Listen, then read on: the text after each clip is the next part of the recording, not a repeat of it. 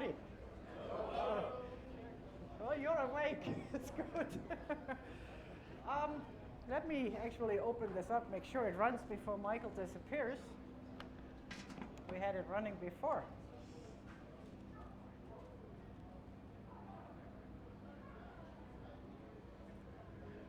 Yeah, looks good. Perfect. Okay, I would like to talk about aerodynamics that can be actually explained very well with aerobatics. Like, when does an airplane stall? Critical angle of attack. Does that have anything to do with airspeed? Nope, nope. I get the right answers here. You're a good crowd already. What changes airspeed? What changes the stall speed? Let's put it this way. What changes the stall speed? Pardon? Load factor. This crowd knows everything. If you open up the book, and I teach at we have this aviation branch at the university where I teach, and I do the fundamentals of aviation. And you open that book, and what it says in there, what changes the stall speed is weight, center of gravity, humidity, density, altitude. And at the very end, it mentions load factor, but when I ask the students what changes the stall speed, I get always the weight and the CG. If you look at the statistics in the numbers in the POHs, can you hear me fine? Yeah, okay.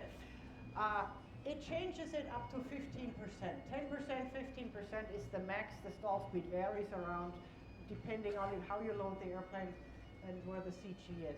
The load factor is really the biggie. I'd like to make a little comparison with a loop. Anybody flown a loop here? What do you do in a loop? For the non-pilots here, or the people who are not aerobatic pilots, loop is actually very easy. Pardon? Pull. Just get enough speed, pull back, and the airplane flies around over the top. How much can you pull? What makes a nice loop? How many G's? 4. Excellent. Great answer. So let me do this here. I'll draw a loop. This would, as a competition loop, maybe be a flat over the top, but it'll do for now. I fly with the students, the pits, and we use 160 to start. I fly out of Denver. We have very high density altitude, so we fly a little faster there because the air doesn't grab. The stall speed on the pits, now let's start this first. Let me put some numbers down. So you dive for 160, you start the loop at 160, and then you pull, and it goes uphill and over the top and around. What happens to the airspeed when you go uphill? Comes down.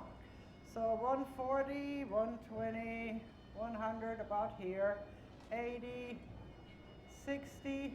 Over the top it gets very slow. 45. Then it picks up again as you go downhill. Same thing, 80, 100, 120, 140. Okay. The VS1, the stall speed, indicated in the POH, I think it's 58. Let's call it 60. That's a nice round number. And I think a lot of airplanes we all fly in general aviation stall around 60. That's VS1. And VS1 is the stall speed when you fly at 1 G. When you flare it and stall it at 1 G. That means you fly level, 5,000 feet, pull the power, flare it, you maintain altitude. That's 1 G. And when it then stalls, that would be, let's call that VS1, and that's 60. So a VS1 is 60. But we're pulling 4 Gs in this looping. Let me go and write down the formula to come up with a stall speed for any load factor. And the formula is you take VS1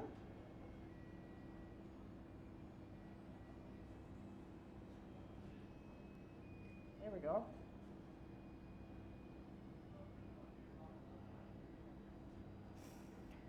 You take VS1, you multiply that with the square root of the load factor, and that gives you VS actual. So if we have only one G, just to establish the formula, and we plug in that Pitts value, I use 60, and many of you can probably use 60 as well. You can, to find that speed that you want to plug in for your airplane, look in your POH or look at the bottom of the green arc. That's that value. Put that in here under VS1.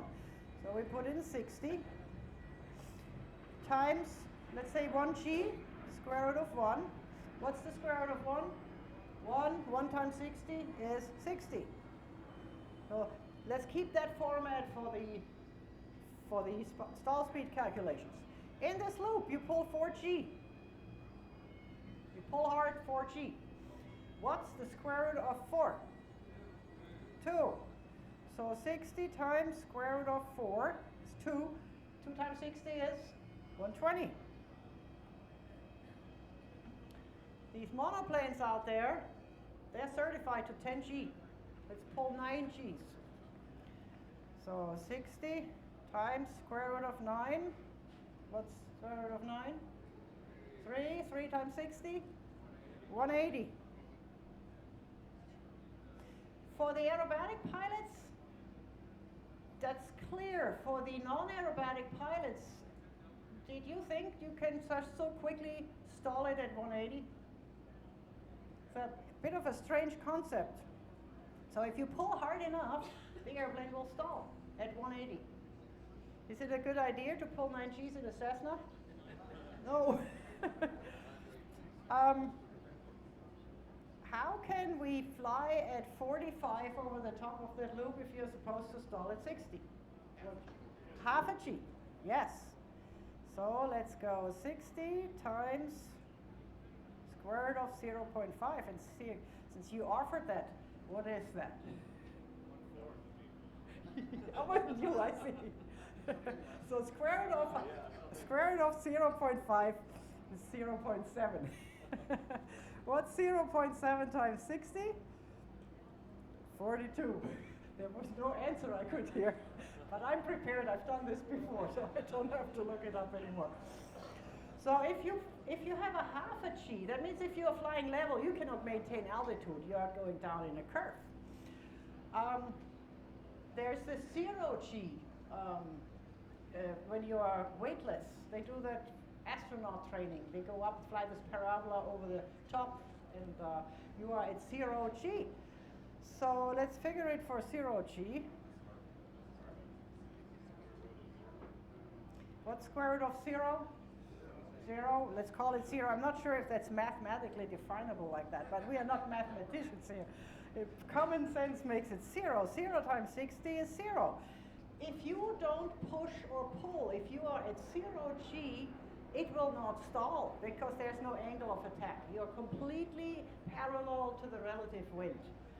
So if you get in a stall and you just relax it, there is no stall. It just floats through. That's good to know. I would like to touch on the 2G value. So what's square root of 2? 1.14. Is that person here? Mark? We talked about this last night, and normally people don't know the square root of 2, but he had it just like that. I said 1.41. He said, no, 1.414. So some people are quick with that. He needed that probably for something else. So make it 1.4, that's 40% more. 1.4 times 60 is 84. And this is where I wanted to show that stall speed is not only like in the POH where it says at maximum gross weight it's 68 and at empty weight or at low weight it's 64. It's more than that. If you pull 4 Gs, it's double. If you pull 9 Gs, it's triple. If you don't pull anything at all, it's 0. So there is a much wider range on the stall speed. Depends on how much you pull. The 2G stall speed is 84 if you fly an airplane with a VS1 of 60. Think Cessna. Where is this important? Stall speeds are always important, or stalling conditions when you're low to the ground and slow. Where are we flying at 84 low to the ground? Left, base final or upwind to crosswind. Who has ever pulled 2Gs? Everybody. It's nothing. 2Gs is nothing. We can't even feel it. It's true. Can't even feel it. Imagine you come around in the pattern, or you have a student, or your kids learn how to fly. You might want to tell them, be careful on that base to final turn. If you overshoot the final, people are maybe inclined to pull a little harder. 2Gs is nothing. The airplane stalls, and then you have a different problem on hands. So just keep that in mind. That's 40% more. That 2G here.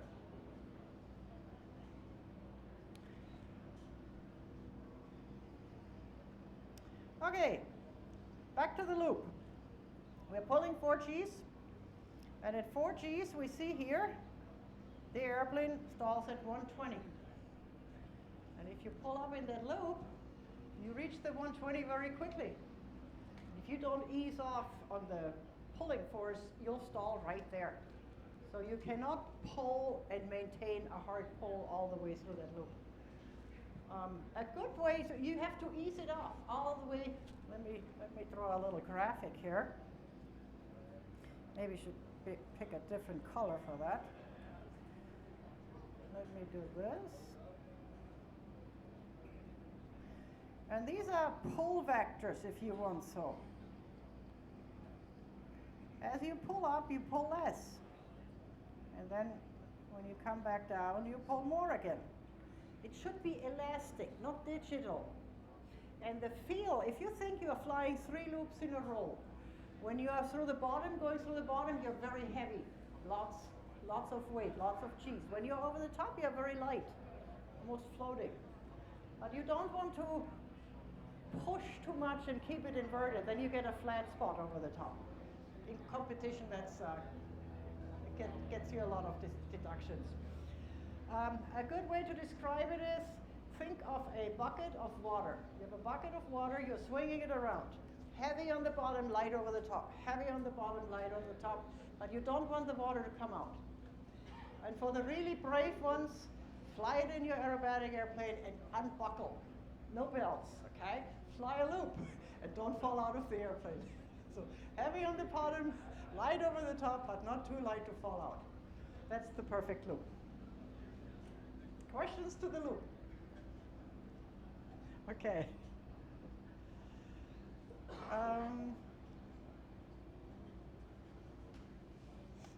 Let's see.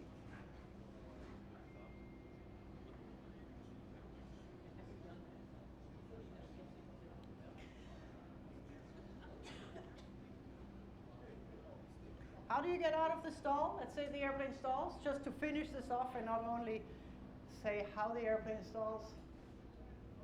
Relax the pull.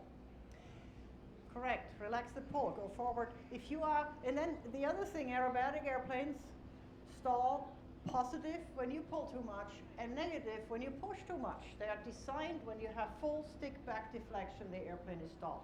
I think all airplanes are like that. And if you push full forward, it will stall with a negative angle of attack. Stalls negatively too. Not sure if a Cessna does that, I have to research that. But if you go too far forward with the controls, you can go from a positive into a negative stall very quickly. So the middle position where it flies at 0G is a good position to recover from the stall.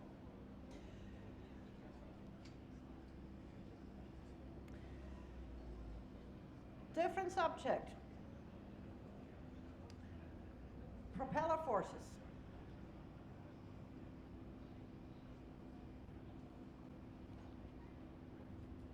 And let's pick right turning propellers.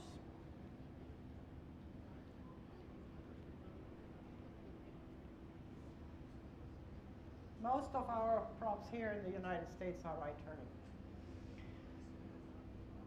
When I was a I got my license in 85, private, and then in 90, I got my 89 and 90, I got further ratings. And I remember these 5 years in between, I forgot a lot I had learned. So I sat with some flight instructor who said, tell me about the propeller forces. What propeller forces come to mind? Okay? Yeah, good, I hear them all already. Well, I said, P-factor. And he said, so what else? It's good, but what else? I said, that's it, P-factor. I had forgotten all the others. For me, P-factor was everything, all of the above.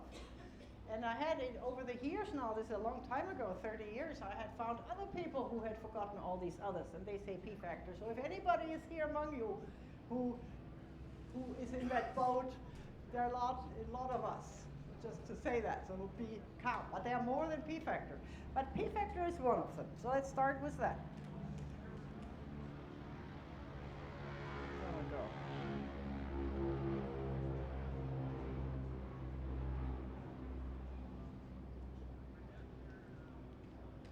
What is P-factor? Ha, I got you. It's very hard to explain. Explain it to somebody who is not a pilot.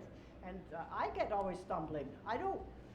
It's a hard complex to explain, a hard topic to explain, concept. And there's the descending blade in the relative wind. And if you think of this bicycle wheel as an airplane, this is the fuselage or the crankshaft. That's the propeller. And then think of an extension out there. And you fly the airplane, and there's a descending blade and an ascending blade, and the descending blade has a higher angle of attack into the relative wind, and that's where I lose most people. And so this is actually a nice contraption. I have this for 30 years, and it's the best one I've ever had, so I brought it all the way from Denver with me. Think of a helicopter, or these Ospreys. Did you all see the Osprey that came in earlier? They take off vertical. Think of a helicopter. So these are helicopter blades. Helicopter is standing on the ground, and you start turning the blades. One half of the blade goes forward, the other half goes back. Okay? Turns like this. So now, how does it lifts off, okay? They change the blade angles, goes a little harder, and it hovers. So it's sitting in a hover position, not moving. How does it go forward? A helicopter. You tilt the rotor forward because the lift, call it the total lift, comes out this way in extension to the crankshaft. If you tilt this now forward, and you have an imaginary extension here, you have a vertical component and a horizontal component. And the horizontal component pulls you forward. So now this thing goes forward, the helicopter, but you have one blade goes forward into the relative wind now. Let's say we are moving forward.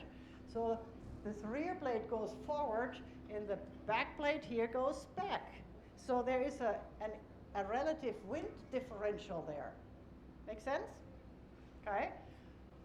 So, and let's say if you have an airplane, they don't individually change the blades. It's one set angle of attack. Think of a fixed pitch propeller. So this blade goes forward, that blade goes back. Which is there a lift differential with the relative wind? The one that goes in the relative wind makes more lift than the one that goes out.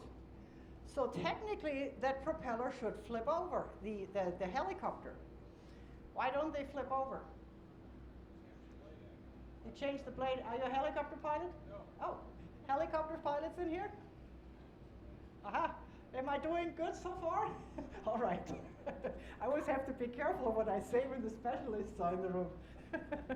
Okay, it's called a swash plate, right? Yeah. And what they do is they decrease the angle of attack on the blade where it goes into the wind, and they increase it where it goes out of the wind. So we're going this way here. It decreases the blade angle. It increases the blade angle. These propeller blades go so fast. Can you see them when the helicopter is flying? So this is doing this all the time. 100,000 moving parts in a helicopter. scary concept, but they do well. Okay, but airplanes don't do that. Airplanes do not change the blade angle every time the propeller comes around. They have more lift on one side than on the other as the airplane. Think of this osprey now. It lifts off and then it goes slightly forward, flies like this, makes more lift on the side forward, less lift on the side that goes back. And then at the end they tilt it and fly away like that. But that's the concept of P-factor, that you have the one going in the relative wind making more lift than the side going out of the relative wind. And of course that yaws the airplane.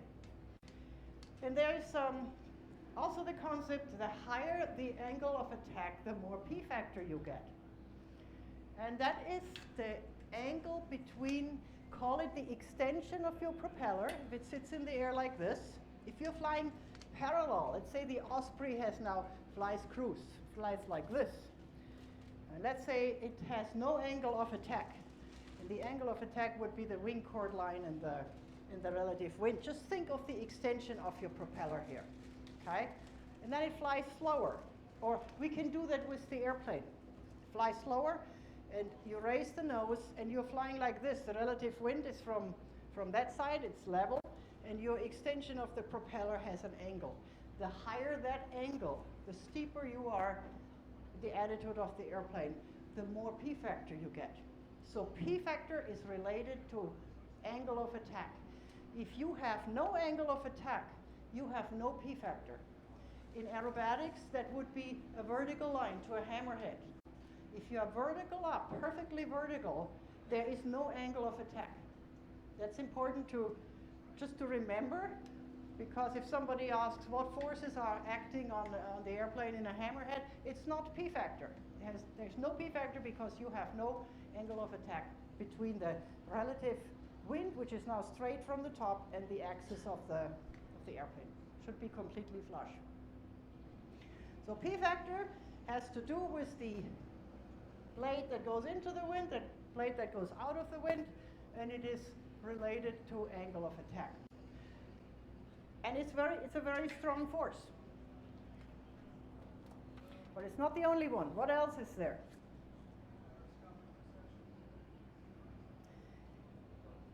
That's right. But let's take that for later because that's the biggie. Let's talk about the others first. Torque, okay? Torque. What's torque? A rolling motion. The propeller goes to the right. If you have a little airplane toy with the rubber band on the bottom, you wind it up, you let go of the propeller, it unwinds. Depending on which way you rolled it up, it unwinds the other way. If you now grab the propeller and let go of the airplane rolls too, but the other way. So it's that counter force in the roll. Torque is a rolling force. It makes the airplane roll. Nothing else. If you go on a cross country with your Cessna 172 and you go into cruise, you let go of everything, you have it trimmed nicely. They should roll, right? If that's a force. Why don't they?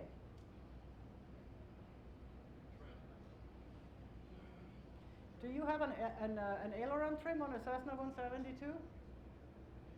They design the wings. I learned that at the flight school where I got my CFI. There's a higher angle of incidence on so a Cessna would roll to the left.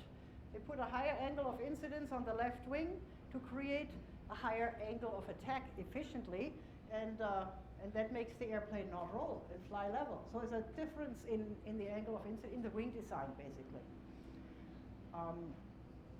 But that is designed to work at the speed you travel at the most, which is cruise speed. Once you get away from cruise speed, it doesn't work anymore. So if you're very, very slow, that left wing with the higher angle of attack, if you have a very slow airspeed, it still starts rolling. So torque is a force to be reckoned with when you are very, very slow. Then it rolls to the left. In aerobatics, there's a maneuver in the air shows that's called a torque roll. You go vertically up and you roll. And you can actually do something and fly straight vertical, not roll, and it gets slower and then it starts rolling to the left. And you can put your stick to the right, put in right aileron, and it will stop it momentarily while you still have some airspeed on that vertical line. But when you're getting to zero airspeed, like in a hover, it hangs there, then it starts rolling to the left, and you can be fully to the right with the stick, and it will still roll left because there's absolutely no aerodynamic input anymore since you're at zero airspeed. So the torque roll in the airshow maneuver is you roll left to start out with, and you keep rolling, and the airplane comes to a hover, rolling. At that point, it's the torque that rolls it. It has nothing to do with the ailerons. And then you come backward, and it's still rolling, and at some point it will flip over. So when it's very slow, it will roll. Think before it stalls. It will roll 2. 3. The one that's not gyroscopic precession. Prop wash.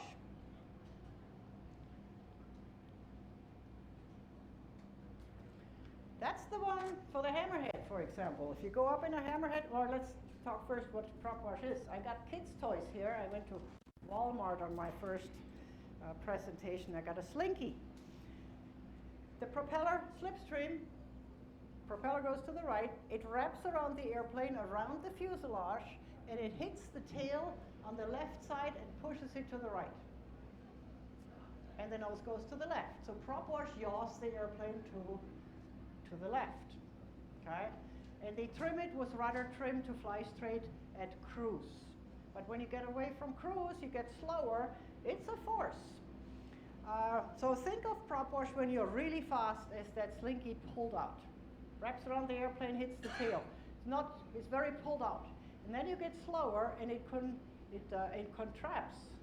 And when it's really slow, it's like that. You have that entire force on the tail all together, and it yaws the tail. Think hammerhead. You're going vertical up, and all of a sudden, the propeller slipstream contracts, and it wants to yaw to the left, and it will. If you fly a hammerhead, you go vertical, and you do nothing. Take your feet off, not on the stick, nothing. The airplane will go up, and then it will put the left wing down, and it will make a very gentle wing over. Cannot keep it vertical for long. And that's prop wash. It is not P-factor. Because P-factor needs an angle of attack. And in a vertical line, there's no angle of attack. So in that hammerhead, as you go up vertically, you need to make sure your wings stay like perfectly horizontal and don't dip down. And when the left wing wants to dip down, and it will, you need to apply right rudder. But it's because of propeller slipstream, it's not because of P-factor. That's important for all of you who are teaching aerobatics, because there are students who ask sometimes questions you're not prepared for. Happens to me a lot. So it's not P-factor, it's propeller slipstream in the vertical line. And you want to ride it until it starts being really shaky, and then the torque kicks in, it wants to roll. And that, I find, is the perfect moment to kick the hammerhead. And the easiest hammerhead is, of course, to kick it with that propeller slipstream. So with the left yaw, because it wants to yaw to the left anyway. So kick it to the left, it's easier. Okay? Next one.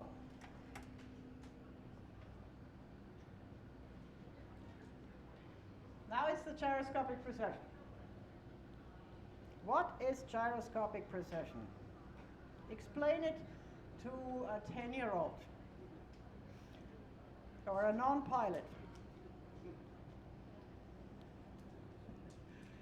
Yeah, it's actually an easy formula. I have memorized it. So it's if you apply a force to a spinning object, there is a counter force 90 degrees into the turn of the spinning object in the same direction as the initially applied force. Say that to somebody who is not into these topics, or a child, and you lose them right there. Here's my bicycle wheel again. So I'll spin it to the right, and I'm applying a force to the top here.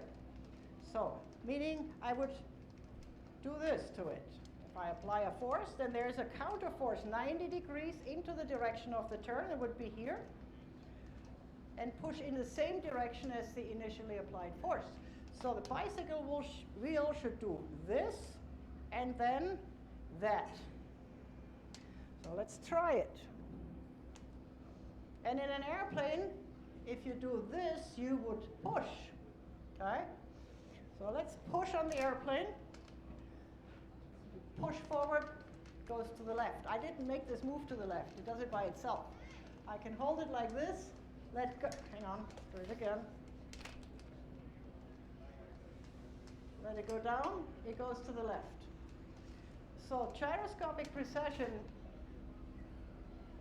when you push, the airplane yaws left.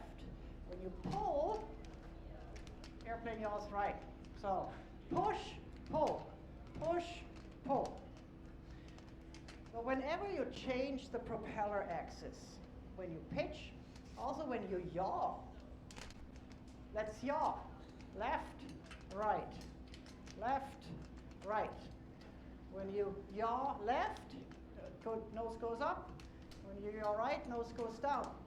Where is that important in aerobatics? Think hammerhead again.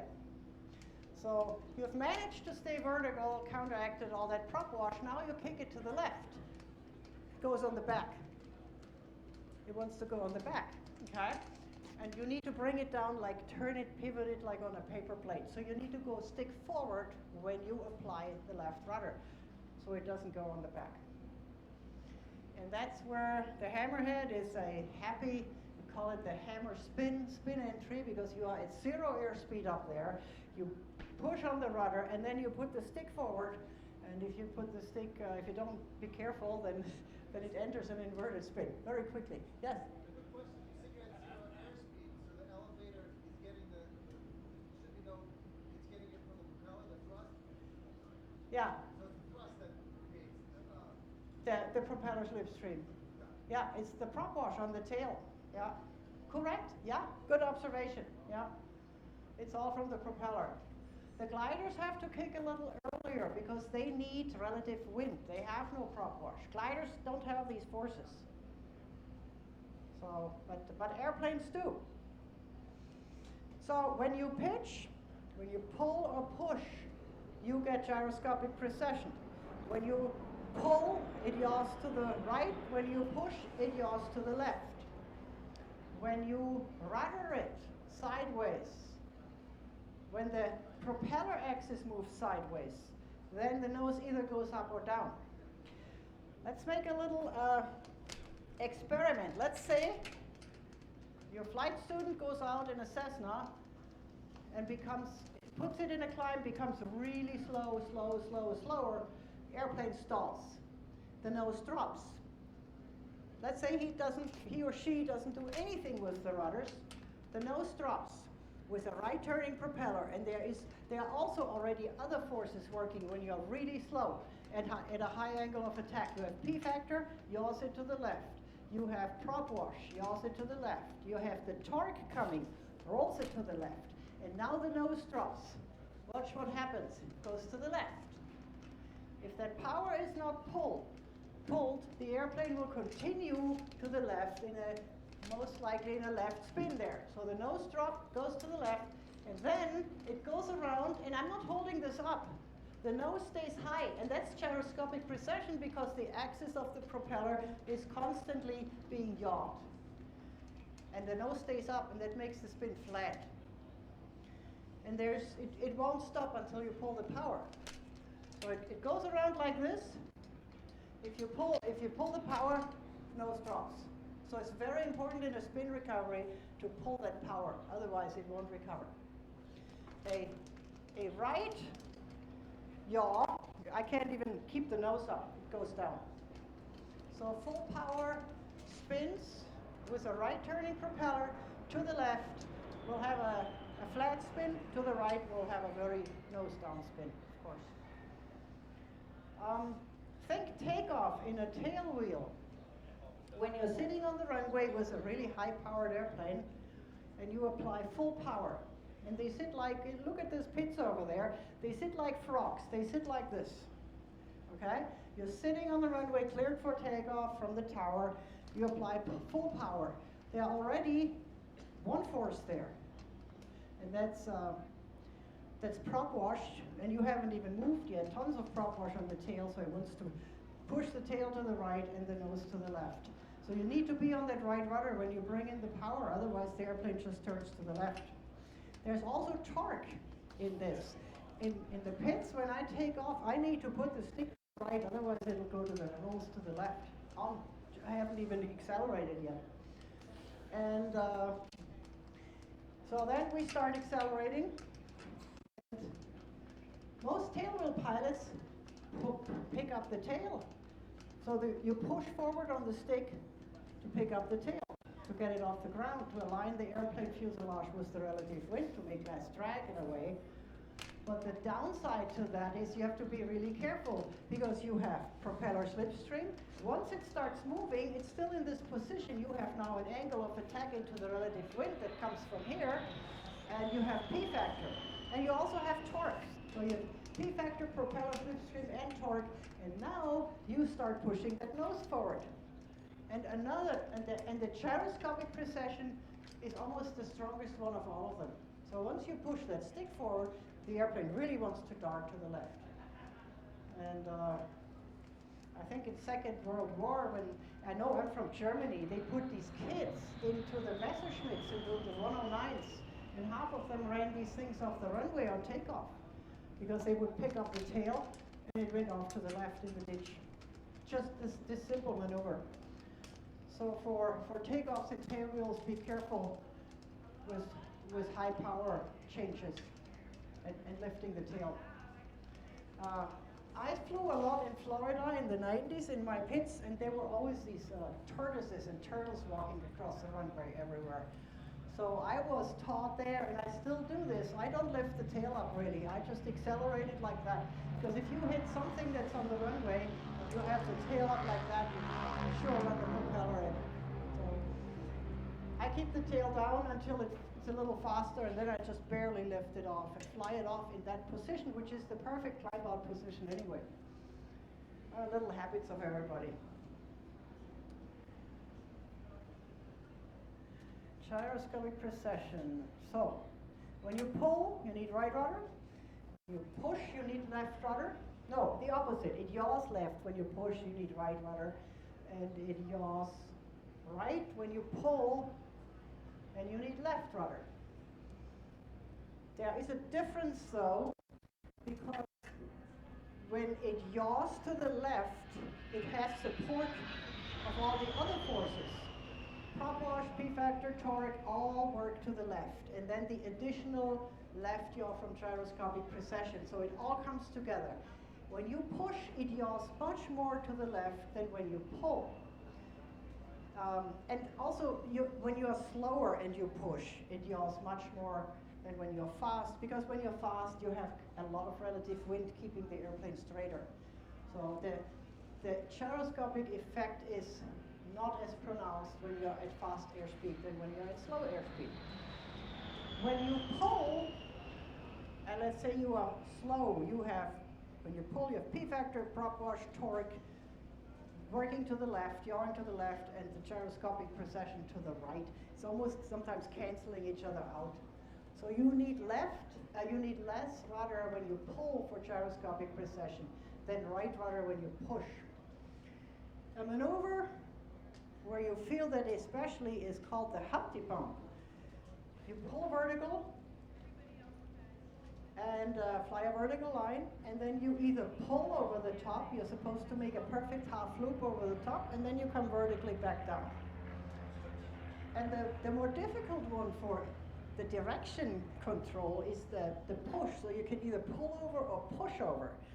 So let's talk about the push Humpty. You go vertical, you wait a little, but not to zero airspeed, because you want to fly it now over the top, and you need to push.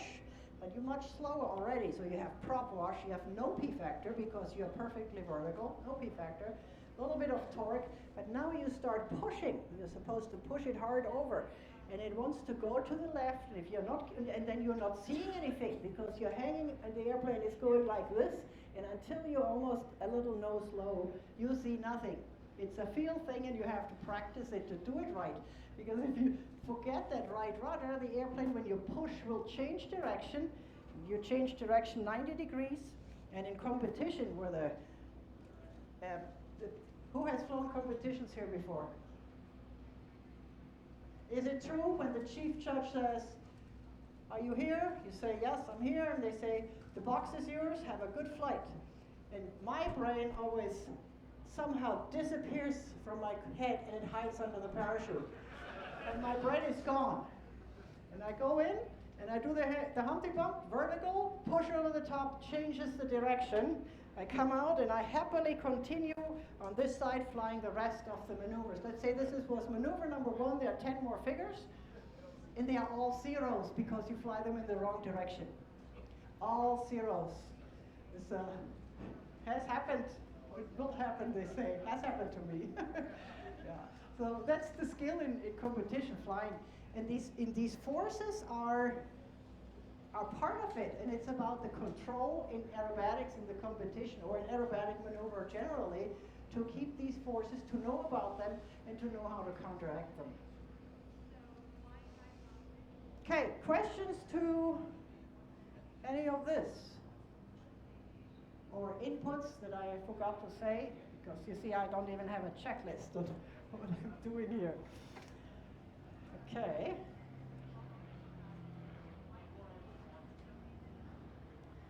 Let's talk about who has heard when you fly inverted, the controls reverse?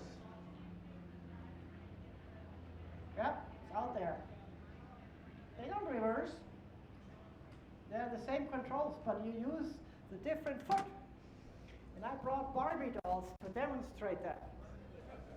One here, and another one there. And this was the best I could find at Walmart. I really need a better model. If anybody finds here, and I've looked, the models are all so small. This is from Walmart, some toy. I would like a little bigger airplane to demonstrate this. So let's say we are flying right side up. There's a pilot on the top. Right foot on right rudder, left foot on left rudder. Okay? Who knows what Dutch rolls are? So you put right wing down, left wing down, right wing down, left wing down, and you're trying to stay coordinated. Coordination exercise. So you get this adverse aileron yaw. Wherever you put the aileron down, you make more lift because you change the angle of attack. The chord line becomes steeper. And more lift creates more drag because lift is nothing but an underpressure system on top of the wing, and it sucks molecules to try to equalize itself. And it sucks them from the top, of course. That's why the airplane flies. It also tries to bring them around from the bottom. And when the airplane flies forward, it cannot really bring them around from the front because it gets cut off, and the back doesn't work either because the airplane is gone by the time these molecules come up. But they slip around the sides. That's why airplanes have wingtips to cut off this vortice. The bigger the vortice is drag. So the more lift you have, the more under pressure on that wing, and the more vortice and the more drag. So if you roll to the left and you make more lift on the right wing, you have more drag on the right wing. That's why it wants to yaw to the opposite side of the roll. So when we roll left, you need left rudder a little bit to keep it in line. When you roll right, you need right rudder. The pilot who sits on top, you can see that. Roll right, right foot. Roll left, left foot. Now let's put another pilot on the bottom. This airplane has special seats installed. There's one pilot down there, like this. So if the airplane would fly inverted, it would look like that. But I'm putting two on. So if you look at the right foot of the pink-footed Barbie and the bottom Barbie, which foot is on that same rudder pedal? It's the opposite foot. It's a mirror image. So the right foot here, the left foot there, the left foot on top, the right foot on the bottom. And if we go and fly these Dutch rolls, like this, right roll, right foot on the top, but left foot on the bottom. Left roll, left foot on the top, but right foot on the bottom. Okay, so if you try that, if you take an aerobatic airplane, you need something that has an inverted fuel system to do this exercise.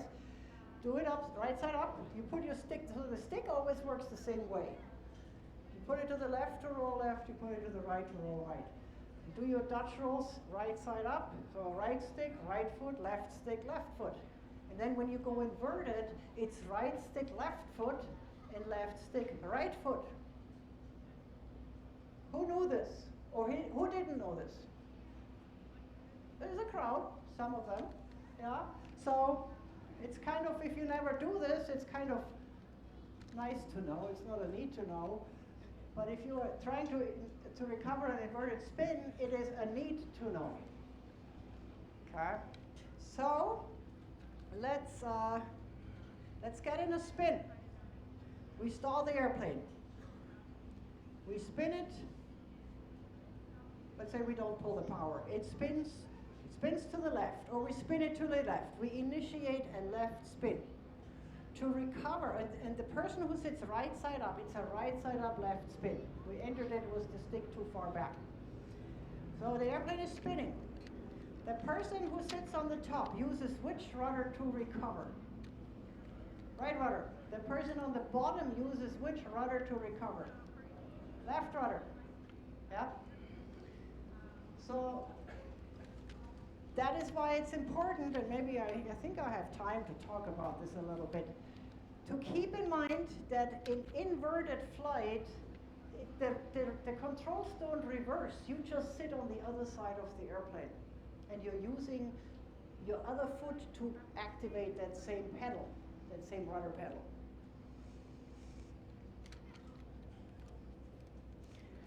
Where is this important to know?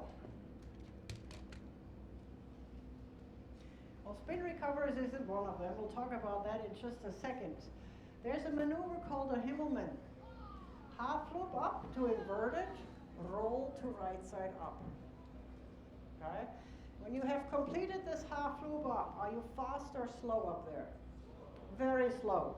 Think of this loop here, just half side up. You can be almost too slow to fly level because you can't maintain. You need at least a little more than the 1G stall speed to fly at altitude. You're supposed to fly out at altitude and not lose altitude. So you're doing your half loop up, you're very slow. Which side is easier to roll, left or right? Left, because you have torque that helps you. Okay? There are people who think they have to support that roll, and if you do the roll on a straight line, you have to support the roll with rudder, otherwise you get adverse aileron yaw. Now, for somebody who has no aerobatic training, buys themselves an aerobatic airplane and say, I do a Himmelmann, that's easy, half loop up or half roll. And they roll to the left, and I've seen it so often, I can just say I've seen it so often. Left stick, left foot. But that's cross controls, because when you're inverted, you need left stick, right foot to initiate that roll. And if you use left foot, that's a beautiful spin entry. Happens all the time. It's called the Himmel spin. So there's the Himmel spin and the hammer spin. Those both are spins out of these funky maneuvers where you're slow speed and you get all sorts of... It is the propeller forces that do ourselves in. The propeller forces are very, very important to know about. So to fly the Himmelmann, you want to pull up to inverted. And then on a straight line, you're supposed to roll it around. So you want to roll to the left. So you put your stick to the left. Which rudder? Right. Then you are knife edge. Which rudder? Top rudder, which is, if you roll to the left, is left rudder when you're knife edge. Now you are right side up. What airspeed? Slow, real slow. So you are at a very, you need to now pull back to keep the airplane at a very nose-high attitude, slow flight attitude. Which rudder? Right, because of P factor, rock wash, all that good stuff. So to do the perfect Himmelmann, half loop up, left stick, go left, right foot, right foot. There's the cheater Himmelmann, which works great, and the judges We do it all the time. Students are back there. Do the judges catch on to that? I shouldn't give away these tricks, really, for the judges. Who is a judge, an aerobatic judge sitting in here? I think we're good. I see no one. Are you?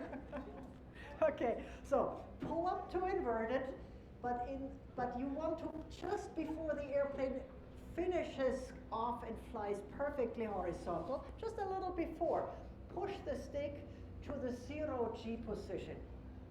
Because when you fly at 0 Gs, you make no lift, which the lift would be now on the underside, that airplane that's facing up.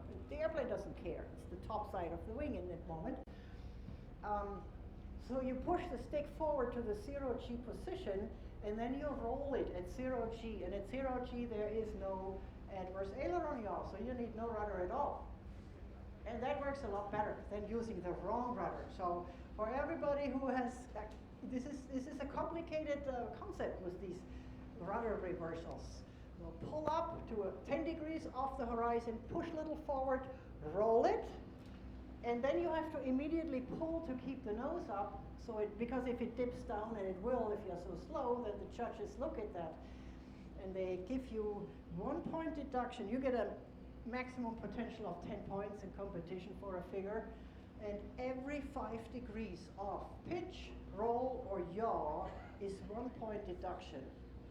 So if you're rolling around and you don't pull and the airplane dips down 15 degrees, how many points deduction?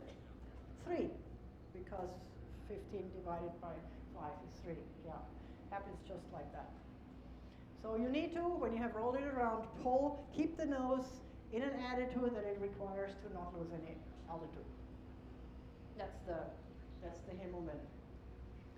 And for that, it's important to know, because you can mess up a Himmelmann by using left rudder off the beginning, and it spins easily that way when you're inverted. You're so slow, you have full power, and you use the wrong rudder, and spins right away.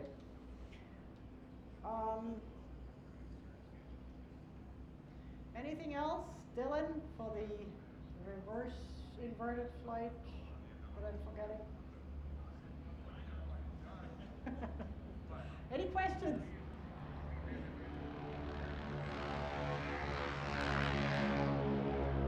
Even in a half Cuban 8, I've seen it.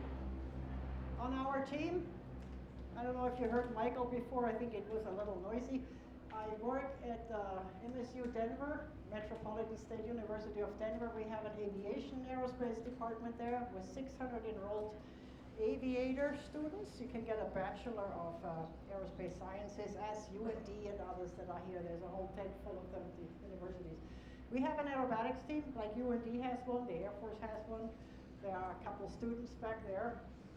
And what did I want to say now? Oh yeah, the Cuban 8, the primary sequence, there's a half Cuban 8 in there, which is basically you loop it around, bring it down to 45 degrees, and then you roll it right side up. You have to fly a 45-degree down line. It has to be a line, and you have to put this roll in the center of the line, the geographic center. Judges look at that. The primary sequence is only 6 figures, simple figures.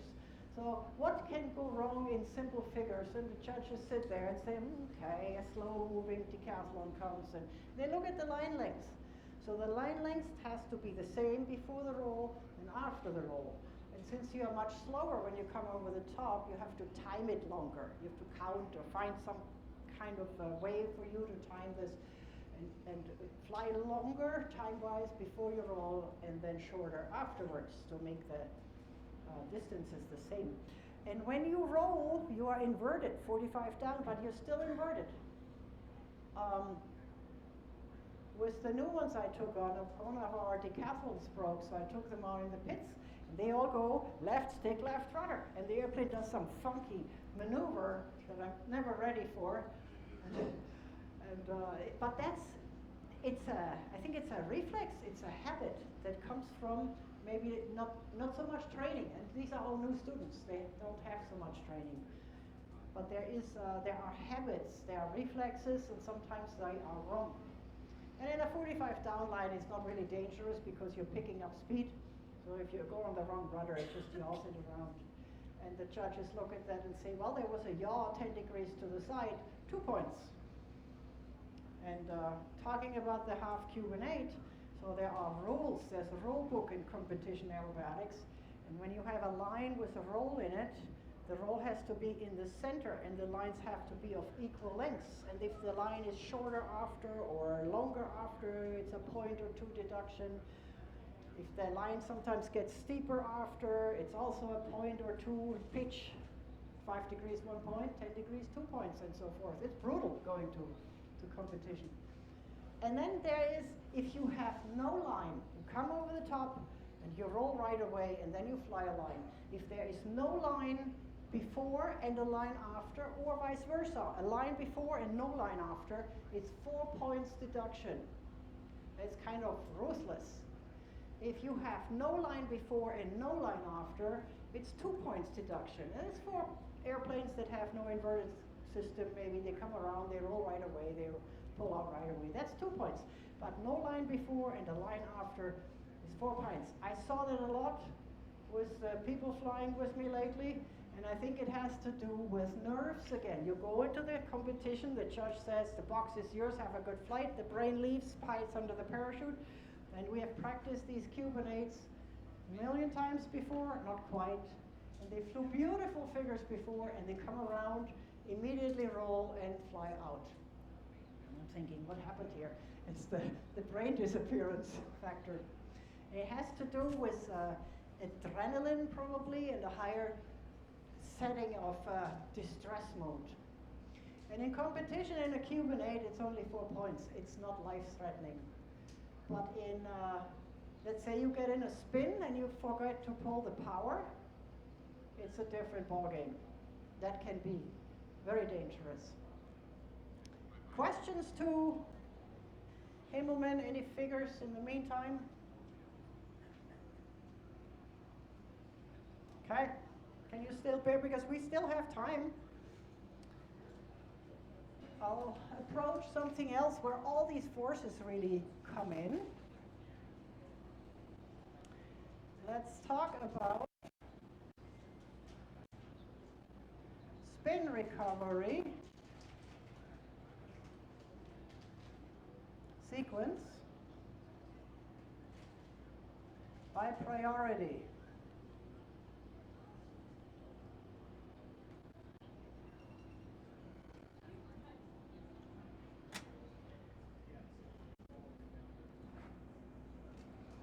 Let's just take the conventional spin.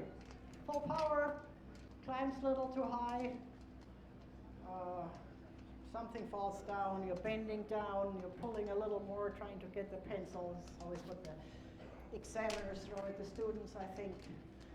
And the airplane stalls, the nose drops. So at this moment you have already what P-factor, prop wash, torque, all is there. Nose drops, gyroscopic precession, goes to the left, and it spins to the left happily because you have full power, you have prop wash, and you have a little bit of P-factor in there probably, and torque, and the airplane spins. And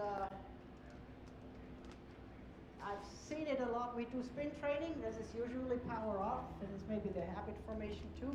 Then we do full power on spin training, and the first few times people forget to pull the power. I've done it myself in the beginning. Done it myself. Don't pull the power. And this Pitts, I can talk, I fly the Pitts, and the Pitts is a beautiful airplane. It does exactly what you tell it to do. Exactly. If you don't pull the power, it will not stop spinning. And it spins. And then what do you think a person who is now caught in distress mode? So the brain is gone. The brain will leave. The brain will always leave when we are in panic mode. We are in the spin, we see the ground, everything is blurred, and the brain is gone. What do you think the first thing people do? Yeah, they pull. We'll get through that. That's the wrong thing to do. It doesn't help. It doesn't help at all. Aileron. Going with opposite aileron.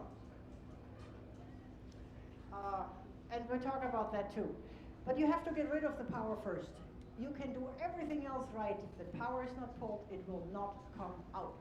So the number one here is power idle. That's very important. When you manage to pull the power, it turns into a little lamb. Very peaceful, might stop spinning right there already. So power is important. Power idle.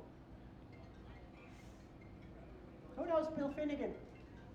He's the pit stealer up at the Aviat booth. He is a gentleman, I think he is, it doesn't matter. He's 85 and he has 18,000 hours in the pits. He does a lot of spin training and he stands here and I'm trying to imitate him, but I don't have his presence. He's a prior admiral. I'm not, no way close to that. And he says, rip the handle out! And he startles people. You need to rip the handle back. This is so important. If you don't pull the power, it will not stop. So rip the handle back. Try to memorize that. We'll talk about a quick recovery method in a while. If you don't do that, it will not stop. Number 2 is this famous aileron neutral.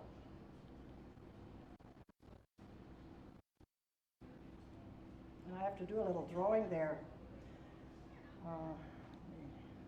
Get a red wing. I'll make some wings. Same wings. Okay. And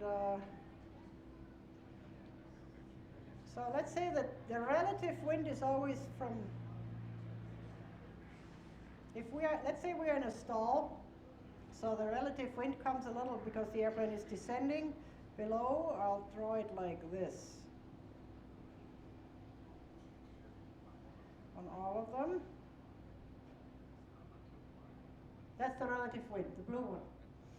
Now, what defines the angle of attack? Which 2 lines? Chord line and relative wind. What defines the chord line?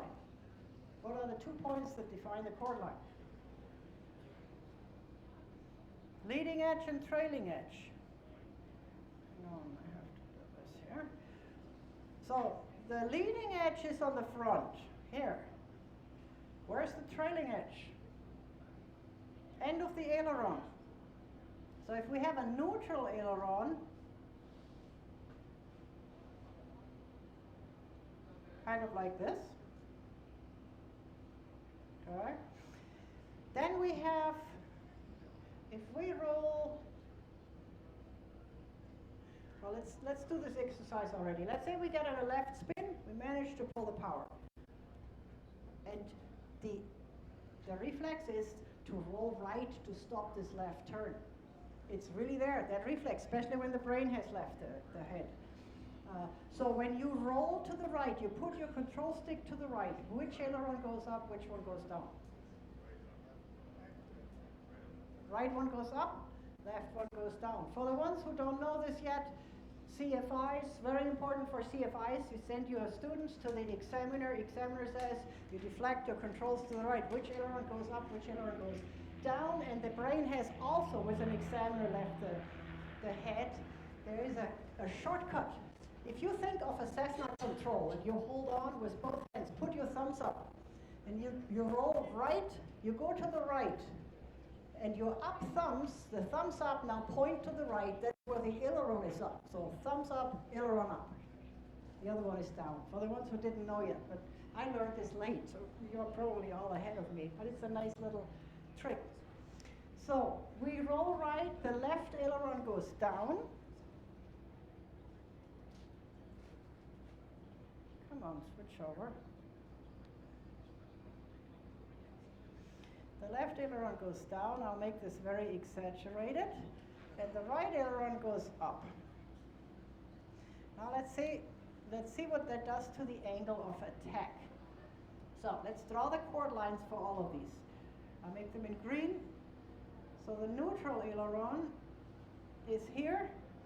This is the angle of attack at neutral aileron. And let's say that is exceeded the critical angle of attack. We're in a stall. We're spinning left, controls are deflected to the right, left aileron goes down. Here is your chord line. Now that changes the angle of attack, stalls it even more. So it spins to the left, and now the wing goes even more down. the right aileron goes up, and that reduces the angle of attack to a point where it's a big lift differential or no lift differential. It might even fly, the right one might even fly. So you're in a left spin, your left wing, the aileron goes down, that stalls it even more because it now makes the angle of attack even bigger from stalled, and the right one might fly. So it pulls the airplane over. It makes it worse, and they do not recover when you deflect. When we do that in spin training, we spin to the left, we put the stick to the right. It also makes the spin flat, even without power. So if you spin around with neutral and then you put the stick to the right, it raises the nose. And then you can go on the right rudder all you want, it will not stop. Or for sure heavily delayed. The pits will not stop. It's very unsettling. I've done that 30 years ago. I had a little single-seater. I got in a spin by accident. I did exactly that, and it didn't stop. I pulled the power and I went with the aileron. Did not stop. I was, my heart was going like this. I remembered in time. I'm still here. But these things are so important. And that's why number 2 in this spin recovery sequence by priority, and you find that in any POH of any airplane, a Cessna has it in there. Aileron neutral is number 2. And that's why, because if you don't neutralize those, it will not recover. Number 3.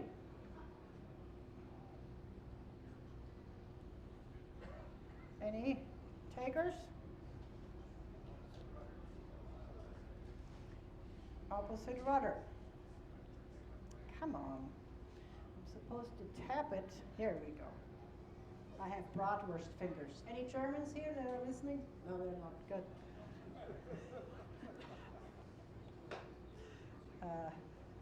So, let's call this full abrupt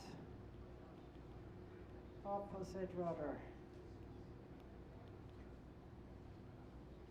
I see it a lot that people don't go on the full rudder. They just neutralize the rudders.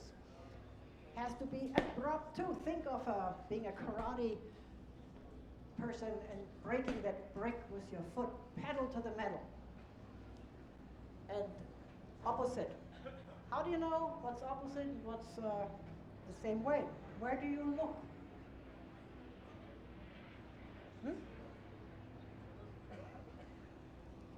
What do you focus on? Yeah, that's good. Can you see the prop? Full power? No, by then you, yeah. It's important for the inverted spin. Let's talk about where to look. Let's say this is the nose of the airplane. I'll draw a pit's nose, and we have this cabane triangle that holds the upper wing on. There's a fuel cap here. It's always a little crooked, and there are screws. Airplanes have screws. Cessnas have screws, all sorts of screws. So focus on something on the airplane in front of you. Do not look at the ground, because the ground, if you try to see the ground, and it works okay in a right side up spin, because you cannot look up through the canopy, but it doesn't work in an inverted spin anymore. Learn a habit, practice a habit of looking ahead on the cowling, on the nose, on the screw, the fuel cap, whatever you have. And focus on that. And in the background of that, then the ground will be pulled like a screen, it comes by. So I will draw the ground here in green. So let's say the ground comes from here.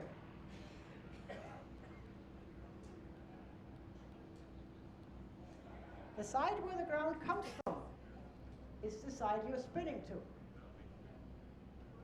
And if you look at the nose and focus on the nose, you can see the ground blurred, but it comes from one side and leaves the other. You need to go on the opposite rudder, so you need to now determine where's the ground coming from. So you look at the nose, you say, okay, the ground, where does it come from here? Left. It's a left spin. Which rudder do you have to go to? Right rudder. Okay. That's a little bit of a thought process, and believe it or not, but it can be too much of a thought process. If you got into the spin by accident and you're low to the ground, you know that, and heart goes like this and the brain is under the seat. There is, and I flew my first 10 years down in Florida, and I actually met Curtis Pitts myself. And he was promoting that method. It's not my method, it's his method. He says, step on the ground, catch the ground. The ground comes from one side, it disappears on the other side. It runs away on the other side. Where it comes from, you don't have to catch it because the airplane knows catches it anyway. It comes to you. On the other side, it runs away. Try to step on that side where it runs away, and it will stop the spin, and it works brilliant, but you need to practice that because nobody practices that. It has no thought involved. No thought involved. You don't have to figure out where it spins to. You just try to stop it. Think of you have a paycheck of $250,000 per 2 weeks in your car, in the right seat. He's lying there, you're going to deposit it. You go into the gas station, you get gas, it's very windy, you open the doors and the check runs away, blows away with the wind. You're running after it, right? Trying to stop it by stepping on it. That's the kind of the idea of the running away ground. Step on the running away ground, and you can practice that. You can see it if you want to see it, and then practice that. It's much quicker. It works great for inverted spins. We'll talk about that in a second. So, full opposite rudder, abrupt. What's next?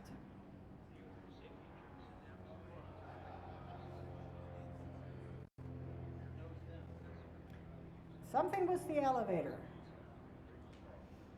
No, that's not what I wanted here. Hang on. There we go. Okay. In an aerobatic airplane, the push forward is more pronounced. They're made to fly inverted. So if you push, if you got in an inverted spin, it's usually because the stick was too far forward when you entered the spin. But let's talk about this later. Let's talk about a right side up spin. You get into the spin because the stick is too far back. And the easiest example, you get in this climb, you get too slow, it starts spinning, but to climb you pull, you maybe pulled a little too much, it spins. So now that you're on opposite rudder, you need to unpull. So put the stick forward. If you are in a right side up spin, you push the stick forward. How far? There seem to be, you need to look at your POH. If you fly a Cessna, I remember in the olden days it said full forward, and now it only says relax back pressure to neutral. In an aerobatic airplane, in the pits, or anything that's parked out there, if you push full forward, it goes a crossover spin. It goes into an inverted spin. So for the aerobatic folks, don't do that. Put it only in the middle to neutral. But look at your POH. It will tell you how far. So elevator, I would say here, in a right side up spin,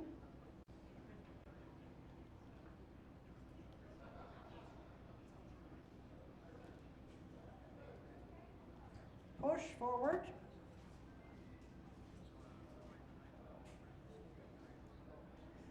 and I say POH, so in the pits I would say push forward to neutral. In an upside down spin, you got in this upside down spin because you pushed too much. The easiest is think you're flying inverted. You're flying inverted, and you do this on purpose. You pull the power and you start pushing until it stalls. And then of course to bring it to neutral you need to pull back. Okay? But you don't have to be inverted to get in a right side up spin. We can enter this out of in an upside down spin. We can enter an upside down spin out of right side up flight. Fly right side up, pull the power, flare it, stall it. When the stick is all the way back and it's stalled, that's the easiest way to do it. Otherwise it hurts the eyeballs. When it's stalled, push forward with all your might and go on a rudder, and it flips around in an upside down spin out of right side up flight. You don't have to be inverted to get in an inverted spin, and you don't have to be right side up to get in a right side up spin. All that matters is where is the stick at the moment of spin entry. If it's too far back, you're going to end up in a right side up spin. If it's too far forward, you're going in an upside down spin, inverted spin. So in the upside down spin or inverted, You need to pull back. POH or neutral. Neutral is always good. Okay, number 5. Number 5 I insert because number 6 is pull out. Number 5 I insert because it's important. So let's go back to the beginning. This is a left spin. We are on the opposite rudder, right rudder. And now the spin stops. You need to get off that right rudder. If you don't, it will now continue on a right spin. Okay? So you need to neutralize that rudder. This is an important part. So when rotation has stopped,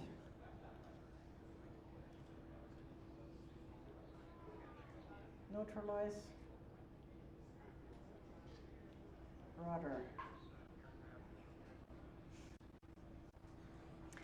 Okay, now the airplane has stopped spinning. What is the airspeed at that instant? High or low? High. What is the speed, airspeed, indicated airspeed in a spin? 0.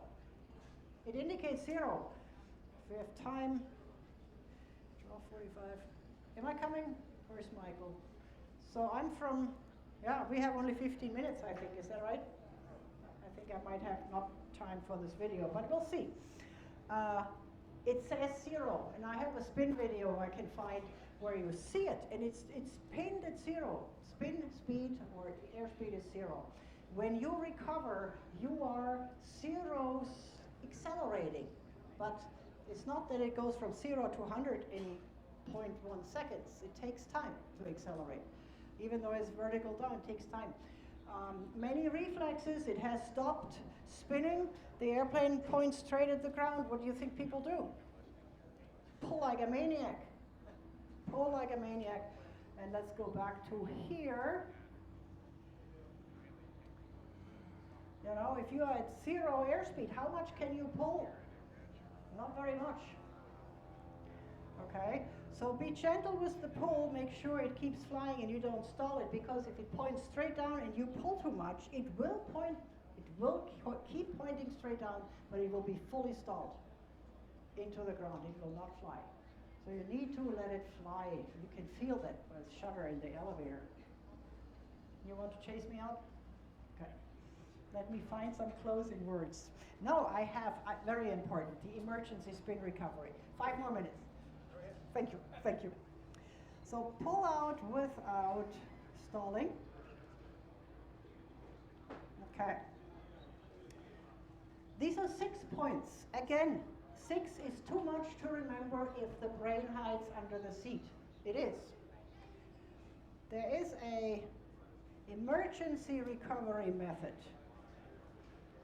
3 points. People think everybody can count to 3. Spin, emergency spin,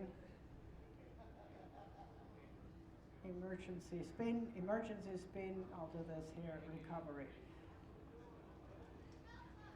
And there were 2 people who took credit for that. One was Gene Biggs, he was an American, and the other one was Eric Müller, he was from Switzerland. They both claim credit to this method. It's a great method, it works, so just remember the method. Number 1 is always number 1. Nothing works without number 1. What's that? Power. Rip the handle out. Power, idle. Rip the handle out. You must do that. Number 2. We didn't talk about, but I have no time. So in these spins you can do, if you put the stick, we said if you put the stick to the right in a left spin, it won't recover.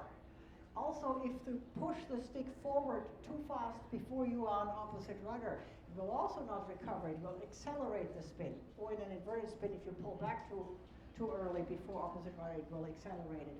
So you can put the stick in the wrong position. It will prevent or delay your recovery. The best is to let go of your stick. give yourself a scalp massage. Take your hands off that stick. Oh, come on. Hands off.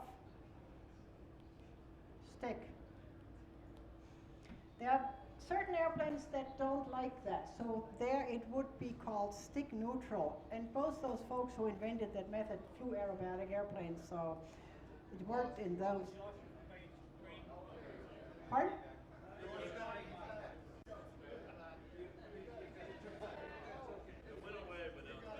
Oh, okay. I think I wiggled the cable. Stick neutral works too, but stick neutral is a thing you have to think already again, whereas the stick, that means you have your hands on the stick, and that reflex to go with the ailerons can be there. That's why I like the stick, the hands off better. I like it better. And third is opposite rudder.